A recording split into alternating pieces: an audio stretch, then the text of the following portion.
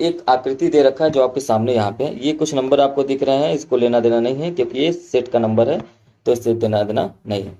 तो यहाँ पर ये भी नंबर है, यहाँ पर ध्यान नहीं देना है। आकृति में आकृति में क्यू है ना, ओ नहीं है, क्योंकि यहाँ पर कहीं पर भी ओ आपको दिखाई नहीं दे रहा है।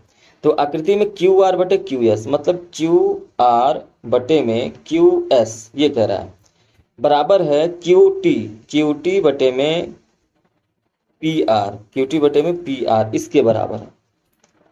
फिर कह रहा है कि कोण ए, ये जो कोण ए है एक है, ये बराबर है कोण 2 के। ठीक है, कोण 2 के बराबर है।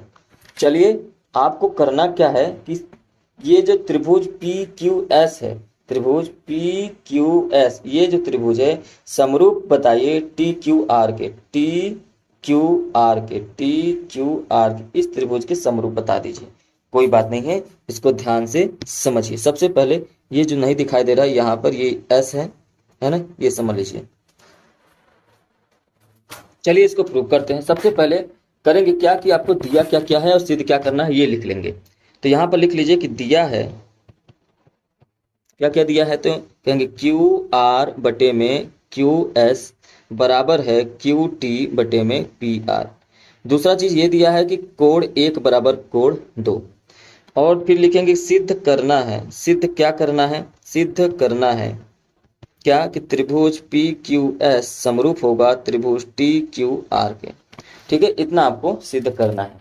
चलिए आगे बढ़ते हैं। सबसे पहले अब क्या करेंगे, अब हमारा काम है उपपत्ति करने का। उपपत्ति सबसे पहला हमारा काम है क्या कि अगर आप ध्यान से देखें तो पी क्यू बराबर हो जाएगा पी आर के। ऐसा क्यों हो जाएगा, क्योंकि एक समान कोण के सम्मुख की भुजाएं बराबर होती हैं। ये जो पी क्यू है, ये जो पी आर है, ये दोनों बराबर हो जाएंगी। क्यों बराबर हो जाएंगी, क्योंकि एक समान कोण है, ये भी एक कोण, ये भी कोण, दोनों बराबर हैं। जाहिर सी बात है कि इनकी सामने वाली भुजाएं हमेशा, इसकी सामने ये है और इसके सामने ये है, तो ये दोनों भुजाएं आपस में बराबर हो जाती है। नहीं समझ में आया तो एक बार ध्यान से इस त्रिभुज को देखिए। इस त्रिभुज को अगर ये 30 अंश है तो ये भी 30 अंश होगा, और उस केस में इसके सामने ये भुजा है, इसके सामने ये भुजा है, तो दोनों आपस में बराबर हो जाती हैं। इसे कहते हैं समद्विबाहु त्रिभुज। ठीक है, इतना समझ में आ गया होगा। तो आप चाहे तो यहाँ पर ब्रैकेट में लिख सकते हैं कि एक समान कोण है ना, ऐसे लिख सकते हैं, एक समान कोण के सम्मुख भुजाएं के सम्मुख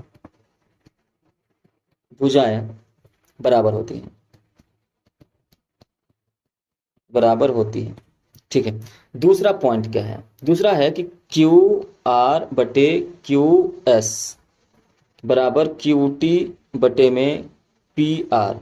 अब ये हमको दिया है, ये क्या है, दिया है, गिवन। अगर आप ध्यान से देखें तो पी आर बराबर पी क्यू हो गया कि नहीं, है ना, है ना, पी आर बराबर पी क्यू है। इसका मतलब जहां पर पी आर है वहां पर हम पी क्यू आराम से लिख सकते हैं, क्योंकि पी आर के बराबर पी क्यू है। तो ठीक है, इसको एक लाइन और बढ़ा देते हैं कि क्यू आर बटे क्यू एस बराबर क्यू टी बटे में, अब यहाँ पर पी क्यू कर देते हैं, पी क्यू। ठीक है, अब इसको समीकरण नंबर 1 मान लेते हैं।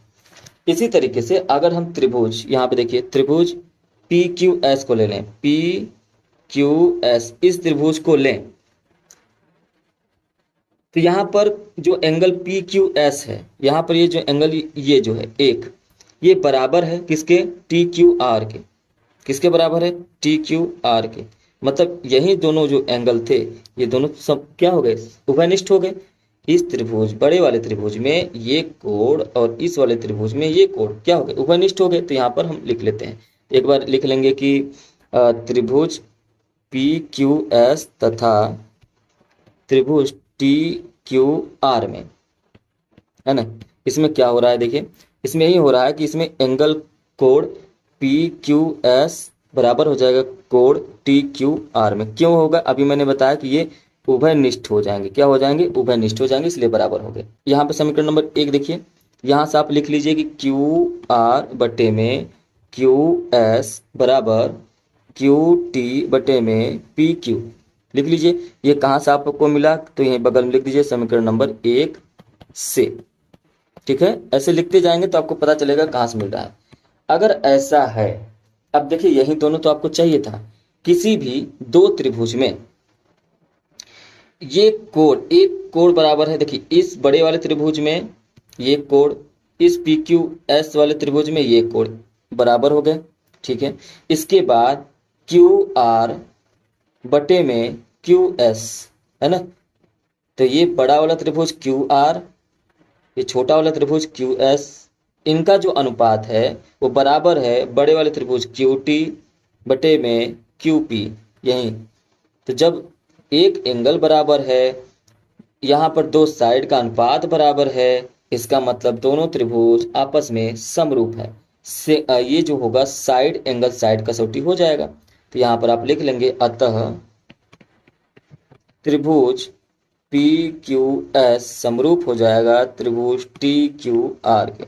यहाँ पर आप लिख लीजिए किससे, कि साइड एंगल साइड कसौटी से।